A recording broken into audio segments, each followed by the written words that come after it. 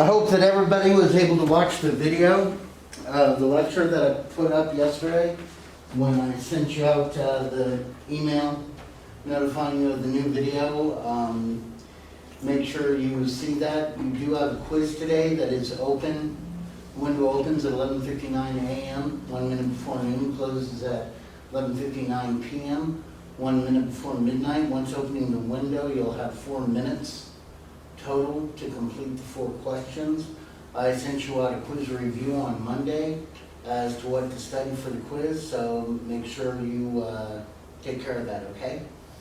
All right, so yesterday basically as we were talking, they find out that the French are here, everybody freaks out, they go and they try to start up all these new missions, things totally fall apart, and then the Spanish come over, a guy named Saint-Denis, he helps build up some of the settlements in East Texas, and we enter into the golden age of Spanish Texas.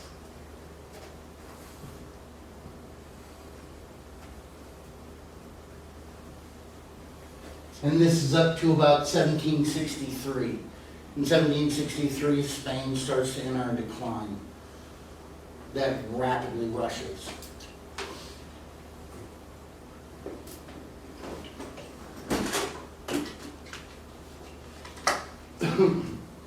Now, with East Texas missions firmly established, Spain decided to invest in a settlement midway. Okay, there's one. Midway between San Juan Bautista and the East Texas missions.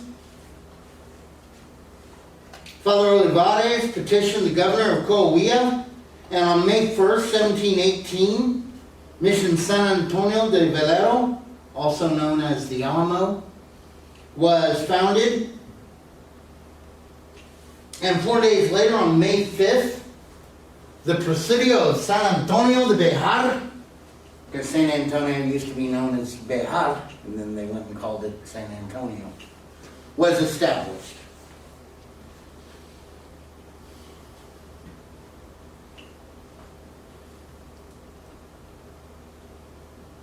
Which was kind of in the nick of time because the missions in East Texas were in desperate need of resupply. The natives were refusing to accept the mission life.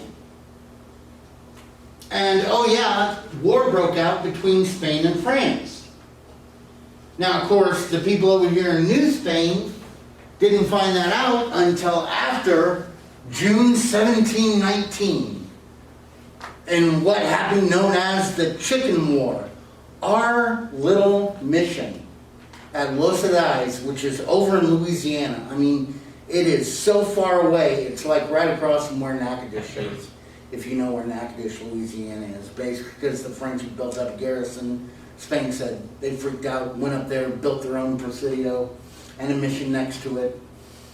And basically in June of 1719, the French soldiers was heard out. So this French corporal and 6 soldiers come over and attack the mission that only had 1 Spanish soldier and a lay brother in it. Well, this caused the chickens to get scared, freak out, and in the confusion of the chickens bumbling about, the lay brother was able to run away to the next mission and tell them, the French are coming, the French are coming. And so basically all the missions were abandoned as they flocked back to San Antonio de Bejar.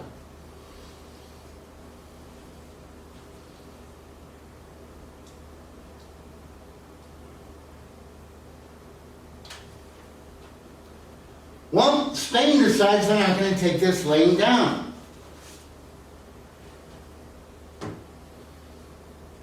And they send a wealthy citizen of Coahuila, the Marquis de San Miguel de Gallo, to drive the French from East Texas. Aguayo is so wealthy, he pays for this expedition all out of his own money. It includes 500 men, 5,000 horses and mules, and a large herd of cattle and sheep. And on his way up, of course, he passes through San Antonio. He convinces some of the brothers, hey, you want to go back to the missions? They all say yeah. So these Texas missions are reestablished.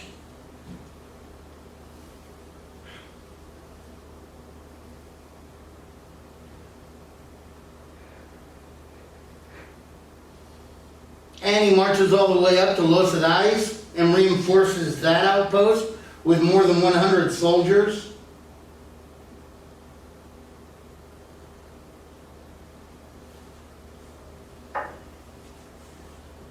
On his way back down in the spring of 1722, he goes to the ruins of where La Salle had built his fort, and he establishes the Presidio La Bahia and a mission complex right next to it.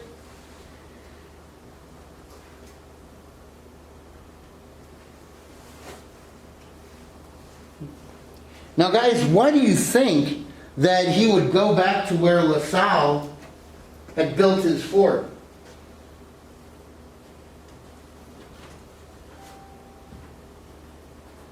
Anyone? Bueller? Have y'all seen Ferris Bueller's Day Off? You should. Why would the Spanish go and build a fort where the French had built a fort? What are they trying to do? If you had a girlfriend that had a tattoo that says, I love Tommy, why would you pay to have that tattoo removed? Because your name isn't Tommy. You're going to say, I love her. We're partners now. We're in a relationship. Spain is reclaiming her territory. And so they're saying, no, the French were never here. So they build this near the coast. He leaves, on his way out, he leaves 269 men at Presidio Bejar to be divided amongst the other presidios as they need it. And time passes, and relations with New France and New Spain were actually kind of good. They actually traded with the Native Americans better than the Spanish did. Indeed, they were willing to trade guns to the Indians, whereas the Spanish weren't. Now, why would the French trade guns to the Native Americans? Kind of, but couldn't the natives attack them? Maybe. But I'm going to tell you something. What's your favorite kind of car? What's a car you'd love to have? A Ferrari. I give you a Ferrari. Wow! How am I going to keep you under control? Because I'm the only one who owns gasoline in all of Dallas-Fort Worth, all of Texas. So if you want gas, you gotta be cool. Okay, I love my Ferrari. Cool. You're a cool guy. Give me a good price on gasoline. And basically they would say, hey, we're going to give you a better deal on gunpowder. You keep up the trade with beaver pelts and stuff like that. But if they say, hey, listen guys, why don't you attack the Spanish here or that Native American tribe there, and the Native Americans don't do it, that's cool with the French. You just won't get the gunpowder. Oh, man.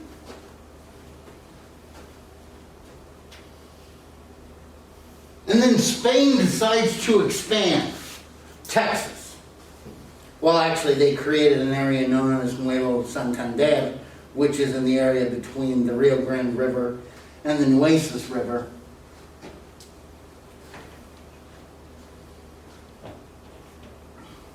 But in 1746, they send Jose de Escandon, a veteran Indian fighter, who basically was assigned to build settlements. And by 1749, he crosses the Rio Grande River with more than 1,000 settlers, soldiers, and priests. First thing he does, though, is he moves La Bahia and the accompanying mission, Nuestra Senora de la something something, to present-day Goliad, where it still is today. And by the way, has anybody ever been to Goliad? It is the best preserved Spanish Presidio complex in all of North America. And also during our Texas Revolution, about 380 Texans died there, shot in the back basically by a Mexican soldado.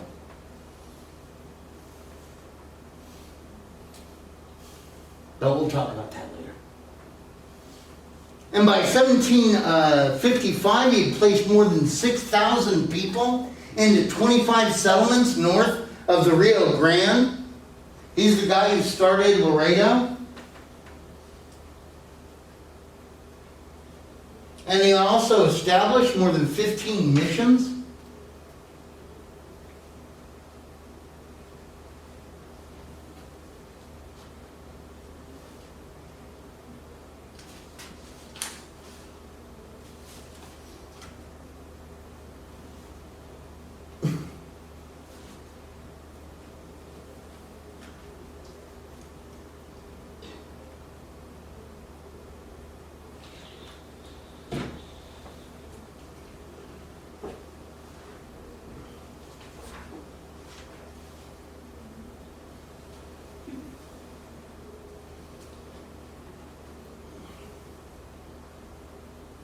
So we've got a lot of good stuff going on in kind of eastern Texas, not so much in western Texas.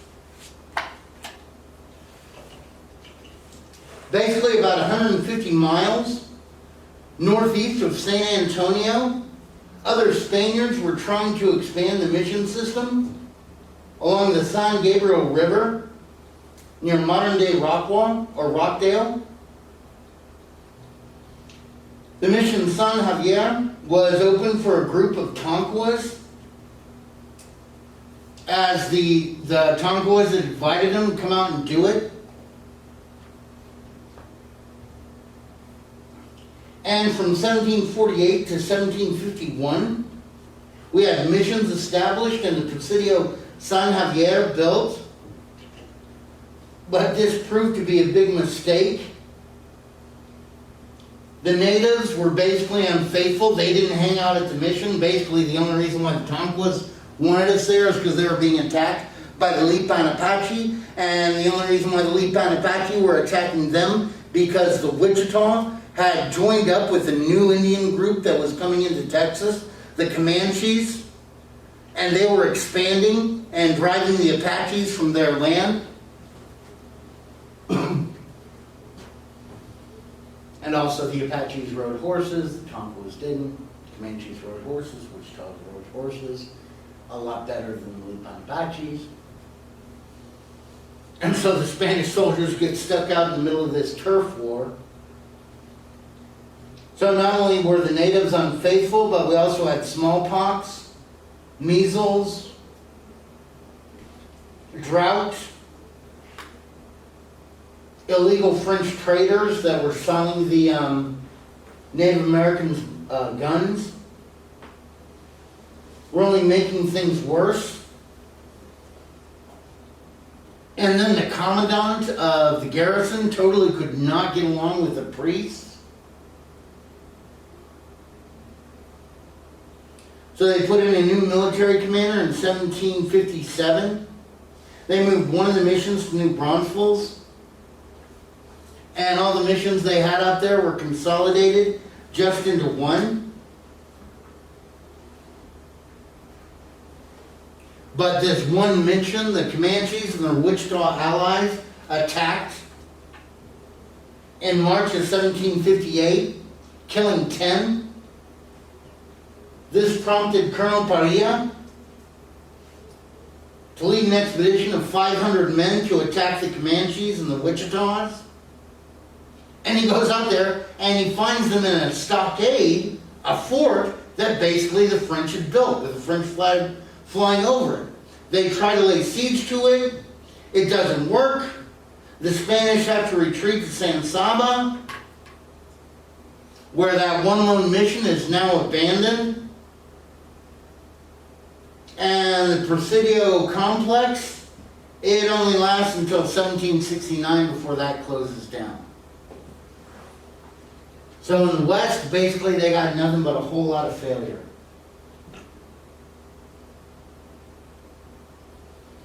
Everybody got it? Life in Spanish Texas.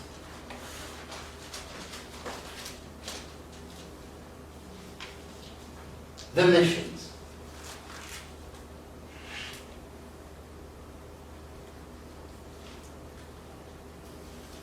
Okay, guys, in settling Texas, the Spanish relied on three institutions, basically missions, presidios, and civil settlements.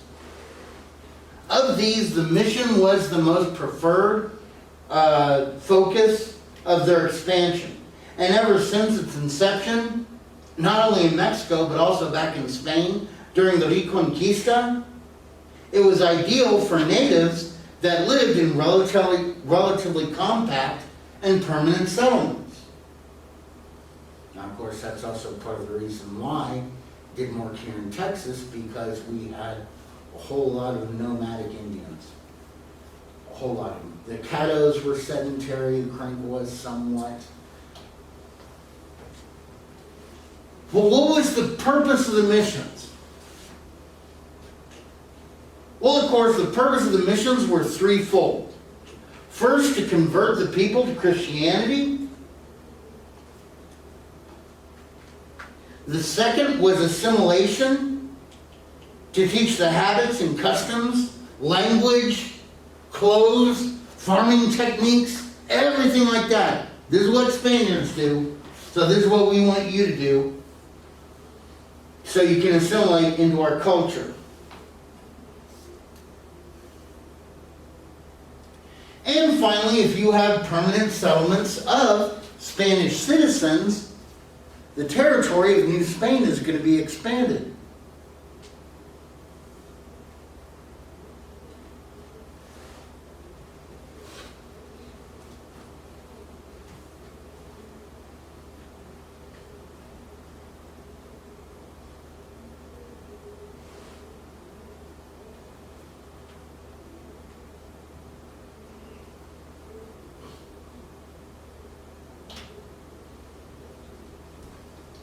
Now, basically, the government bore the cost of the founding of the mission, and the evangelical colleges maintained its cost usually for about 10 years. After that time, the missions would be secularized, where they kind of had to make their own way. And most of the missions here in Texas were the Franciscan order. Now, the most successful mission complexes in Texas were established in San Antonio, with mission San Jose being the most successful.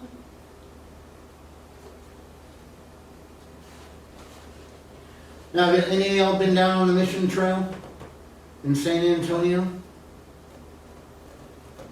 Did you know that the mission trail, I believe, San Antonio is the only city that has a national park within the city limits? Because the mission trail is a national park. Kind of cool. And by the way, Mission San Jose still to this day is like pretty awesome. Most of the missions were established in a square with approximately 204 yards on each side, enclosed by a stone wall.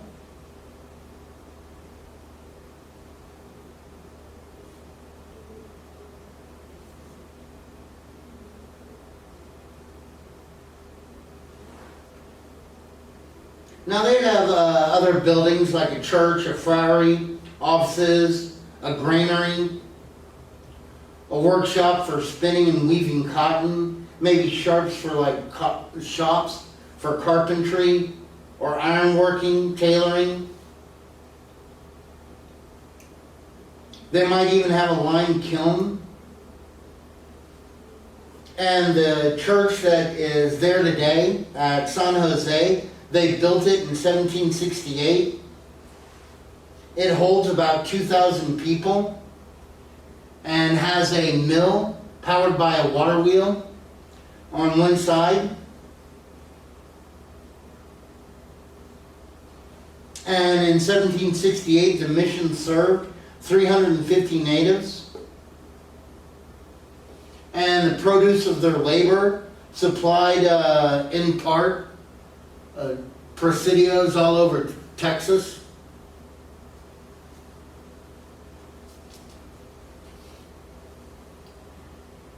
Now, you want to be a Native American and you want to live on a mission? Well, this is going to be your day. You wake up, you have an hour-long worship service and religious instruction, followed by breakfast. Then you go to work. If you're a woman, you might be working on the looms or weaving. And after your day of work, you'd come back, you'd have another hour of religious instruction. I didn't see where they got dinner. You'd say your rosary, and then you'd go to sleep. That's fun in the city.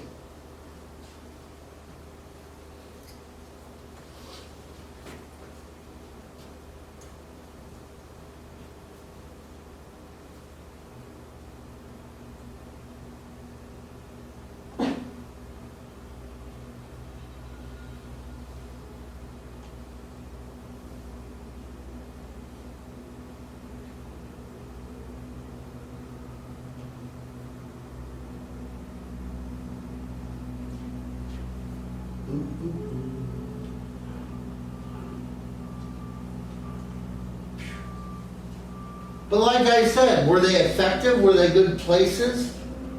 Well, in San Antonio, the missions were successful. In a 1745 report, it said that 885 natives had been baptized and were living in the missions. Because remember, San Antonio had like about 5 or 6 missions. They had more than 5,000 head of cattle. Beyond that, they also had sheep, goats, and horses. And they were able to provide to the Presidio complex more than 8,000 bushels of corn.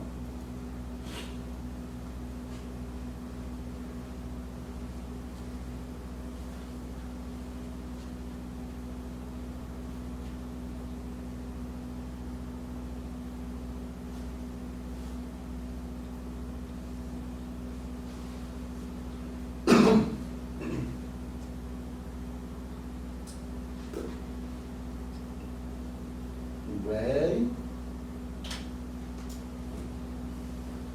Now, political and military affairs.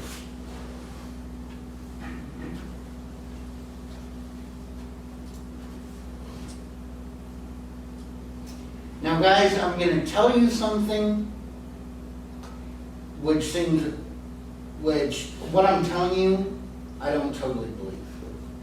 But I got to tell you. And I'm sure for the complexes, like if you lived in San Antonio, if you lived in Goliad, if you lived where there was strict authority, then yeah, I'm sure a lot of this is true. But guys, there were a lot of people that lived in ranches that were pretty much all by their lonesome.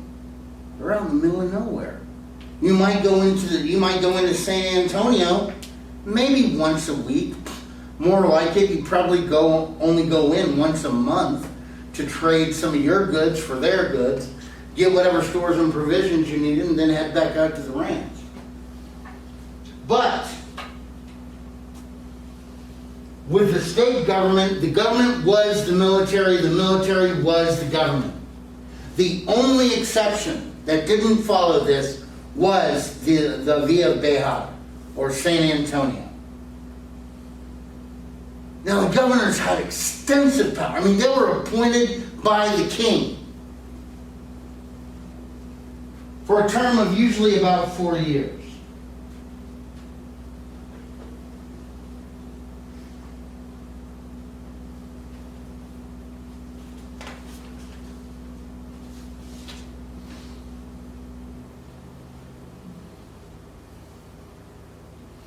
And he was the guy who commanded the army as well as the militia of the province.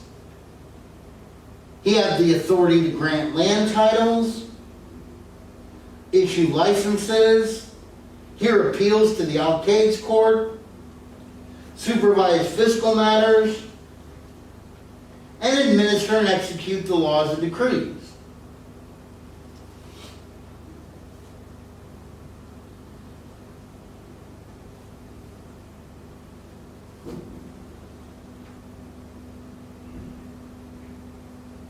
Now, because the whole reason why there were a lot of Spanish up here in Texas was because they were a part of the military. Well, what would have been like to have been in the army? Well, guys, the soldiers, military life was extremely tough. Discipline was strict. And beyond the presidios at San Antonio de Bejar and La Bahia, the presidios received very little attention and maintenance. I mean, if you were a soldier, low guy on the totem pole, you were only paid 450 pesos a year. But out of that money, you were expected to pay for yourself as well as your family. Because guys, usually your wife would come along with you on these things. And your kids, whatever you had, you were expected to pay all their costs.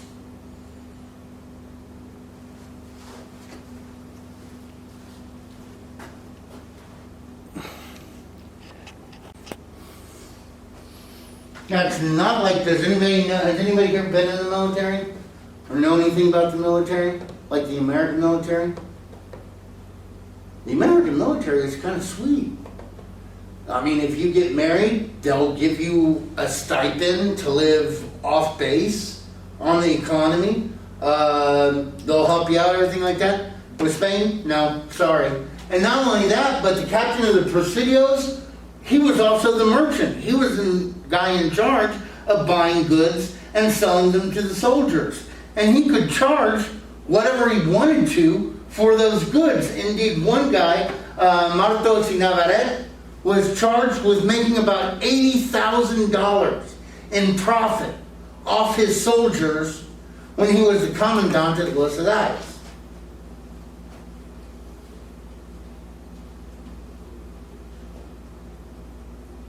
That's not cool.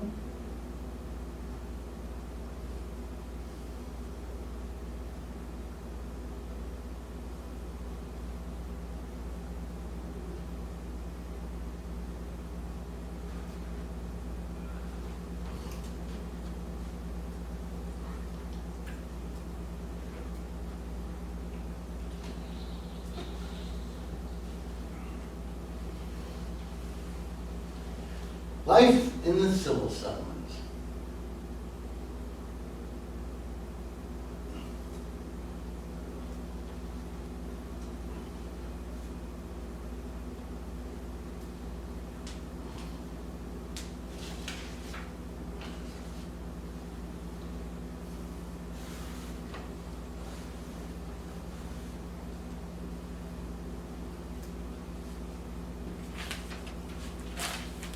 Okay, in civil settlements, basically the first civil settlement here in Texas was started in 1718 at Bejar, which is also San Antonio,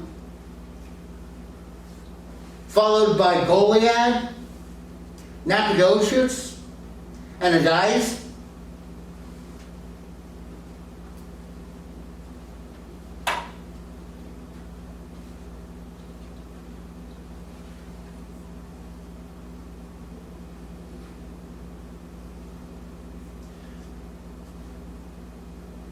Now, out of these settlements, Bejar or San Antonio would be probably the most successful one. In 1718, it only had a population of 10 families. Indeed, they were so desperate for population that the King of Spain paid for 55 people from the Canary Islands. They were basically imported and settled in San Antonio to help increase the population. And guys, they did not fit in very good with the regular population. They kind of had airs. And what's cool is that still in San Antonio, to this day, people can trace their lineage back to, I'm one of the original Canary Islanders that came over here. I'm from them. By 1770, their population was up to 800. And by 1820, their population was 2,000.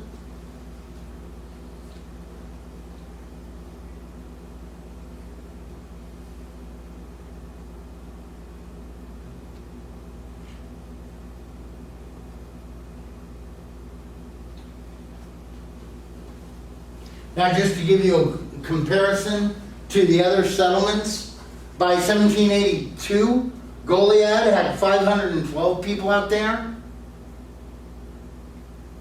In 1790, Nacogdoches had 480 people. And guys, Nacogdoches out on the fringes of New Spain, they were smuggling in goods all the time, trading with France, selling.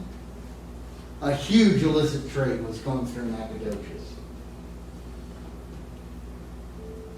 Meanwhile, the supposed capital of Texas, Los Angeles, its population topped out at about 30.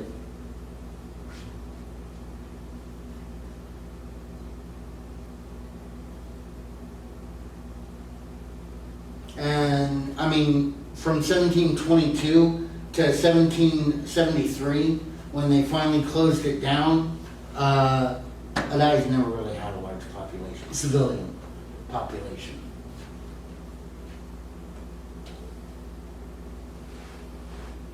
Now, population, Texas was never a man's world. Women had always been kind of hand in hand with men. Settling Texas, wives would often accompany their husbands in military duty. Indeed, families were sent as part of the plan to colonize Texas, because as soon as you were done with your military service, you'd get a plot of land here in Texas.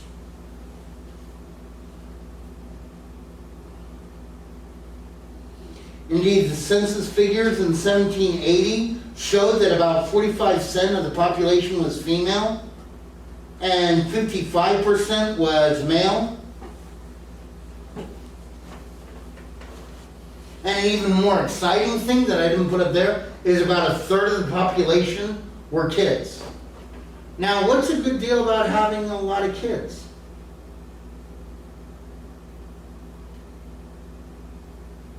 Anybody know? Well, I'll ask you this another way. How many of y'all go to a church or a house of worship? One? Okay. What is the main thing you should check if you're going to a new church to see if it's a growing church or if it's stagnated? Yeah, go to the youth department. If they have a lot of kids there, guys, that's a growing church. Because those kids are going to be future members. Or they're going to attract more members and stuff like that. If they barely have any kids at all, the church is going down. Church, synagogue, and so on. Oh, what? Uh-oh. What happened to my slides?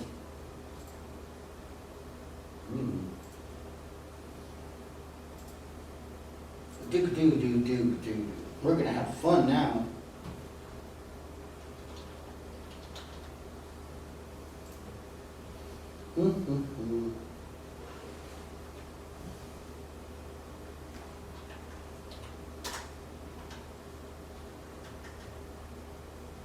Oops.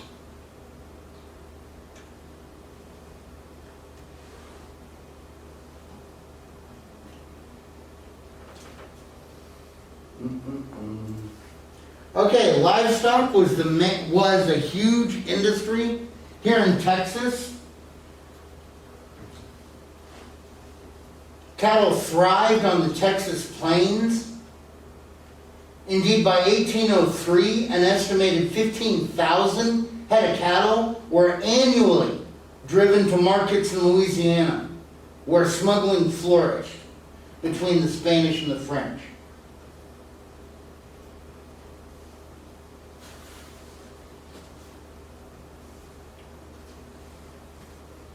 Now, of course, they also did try to raise sheep in East Texas, but predatory animals basically were killing out the flocks too quick.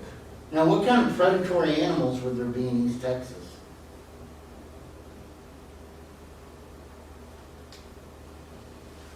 Coyotes, wolves.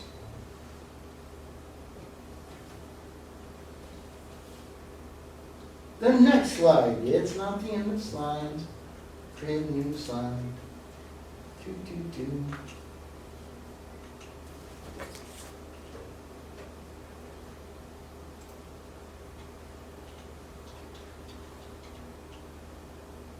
Oops.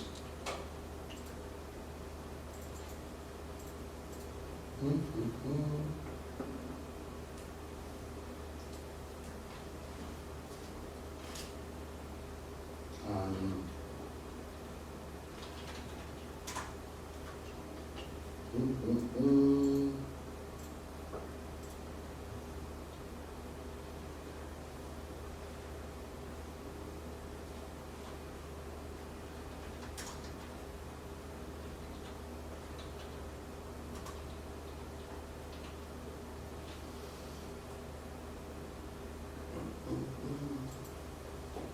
Agriculture, even though there may have been the most money in livestock, most of the Texans here were farmers.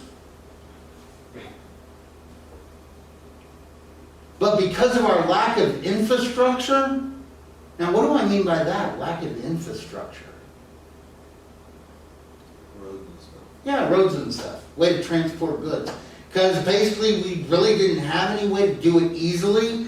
There was really nothing more than sustenance level crops, or basically you're just growing. Corn was the biggest crop grown. Basically you grow enough corn, beans to feed yourself and your family. But in San Antonio in 1795, 1/3 of the population were able to be specialized labor. They had jobs like being servants, merchants, tailors, cobblers, blacksmiths, and fishermen.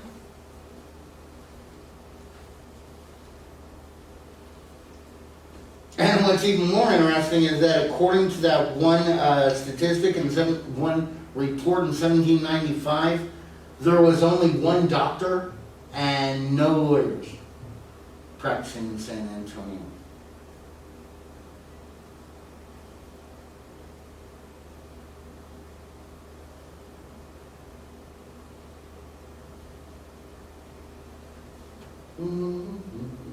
Everybody got it?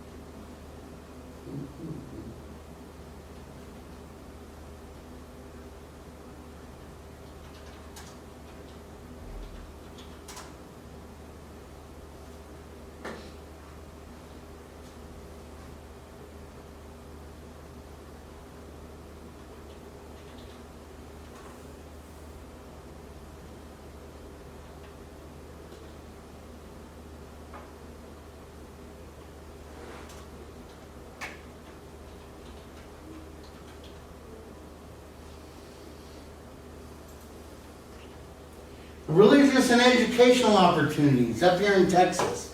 Guys, they were very limited.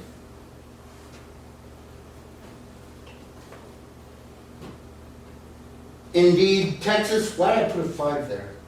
Texas only had 9 clergymen, as in real official Franciscan clergy in the province. The first school in Texas opened in San Antonio in 1789. And guys, it wasn't able to financially make it.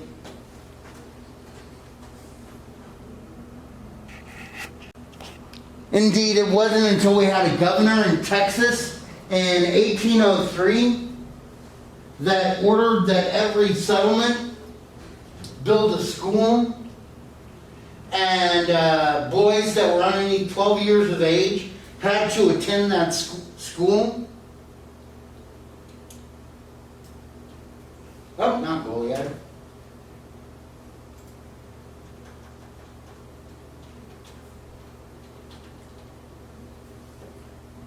Nacogdoches, however, refused to comply with that order. They said, look, everybody who lives here has ranches. The families who have boys that are under 12, they need those boys to help work the ranches.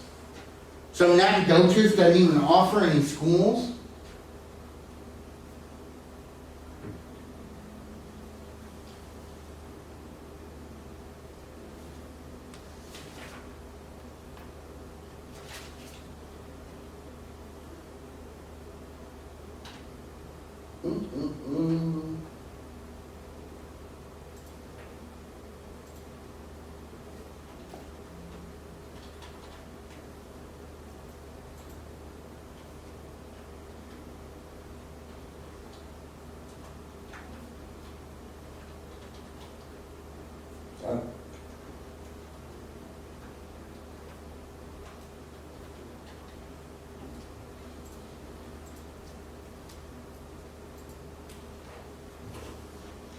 In the environment, basically outbreaks of smallpox and cholera were often periodic.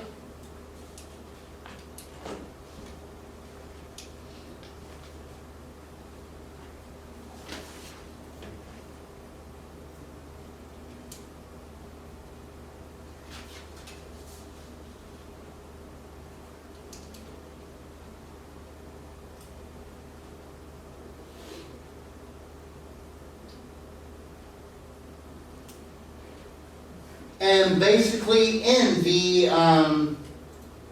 settlements,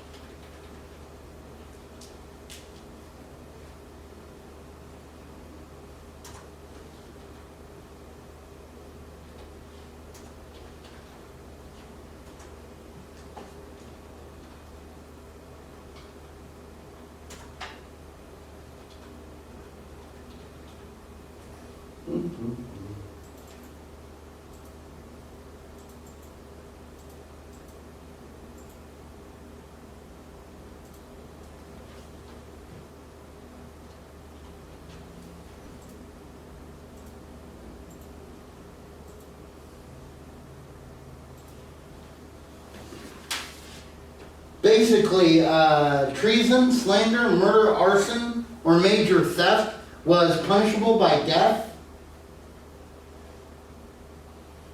If you did a minor theft, you had your choice of whipping and the loss of half your property, or spending 8 years in jail.